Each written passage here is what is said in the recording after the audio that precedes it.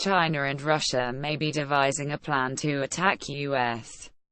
forces in the event of an imminent war breaking out on the neighboring Korean peninsula, according to two former military officials. Lieutenant General Wang Hongguang, the former deputy commander of the Western Nanjing Military Region, warned the war on the Korean peninsula might break out any time between now and March next year. His comments came during a conference hosted Saturday by ruling Communist Party newspaper, The Global Times. The following day, the nationalist outlet expanded on the retired general's remarks with insight from Chinese military expert, commentator and author Song Jongping, who said China could potentially engage U.S. forces if they posed a threat. Related, Trump will make America first by challenging Russia and China, taking on North Korea and Iran, defeating ISIS. Keep up with this story and more by subscribing now. China should be psychologically prepared for a potential Korean war, and the Northeast China regions should be mobilized for that, Wang said Saturday, according to the Global Times. Such mobilization is not to launch a war, but for defensive purposes. Song, himself a former member of the Chinese military's 2nd Artillery Corps, which was later transformed into the Rocket Force, told the Global Times on Sunday that such defensive purposes would likely include contingency plans to retaliate against any breach of Chinese sovereignty by invading U.S. forces. Soldiers assigned to an air assault brigade of the 83rd Group Army under the People's Liberation Army Central Theater Command drive Leopard Cat all-terrain assault vehicles to engage in combat with simulated enemies under fire support by helicopters during an assault, capture and control training exercise at a field training ground in the hinterland of China's Taihang Mountains on December 16.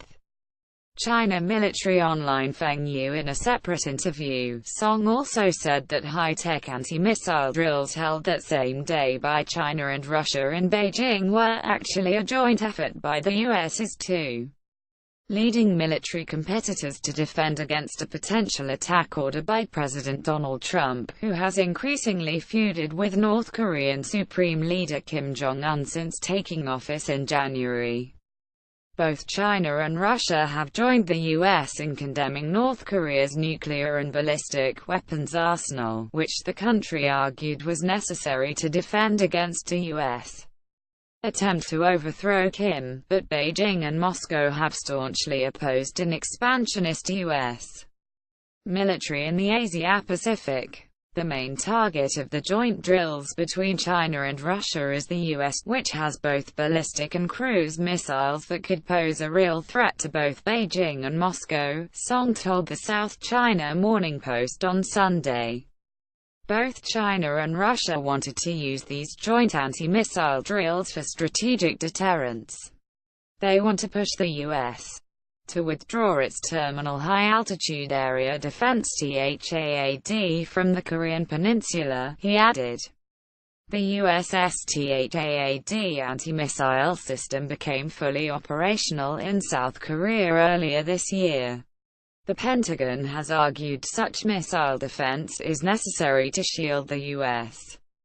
ally from a potential missile attack by its northern rival, but China and Russia have criticized the apparatus for apparently undermining their own national security. As Trump's stance toward North Korea grew more militant, the U.S. leader has sent more military assets and has conducted more drills in the tense region, further infuriating China and Russia. Chinese armed police and Russian National Guards take part in a joint counter-terrorism drill in Yinchuan, Ningxia Autonomous Region, China, on December 5. The leading military competitors to the U.S. have been growing closer in recent years and seek to limit Washington's influence abroad. Stringer Reuters. China and Russia previously backed North Korea when the newly established communist state went to war with South Korea, supported by the U.S. and UN, in the early 1950s. The three-year battle, widely seen as the first clash of the Cold War, ended with an armistice establishing a demilitarized zone (DMZ) roughly along the pre-war border, but no peace between the warring neighbors. While Kim continued to expand his U.N. sanctioned arsenal inherited by his father and grandfather, Chinese President Xi Jinping and Russian President Vladimir Putin have both undergone their own historic initiatives to expand their military and political power across the globe.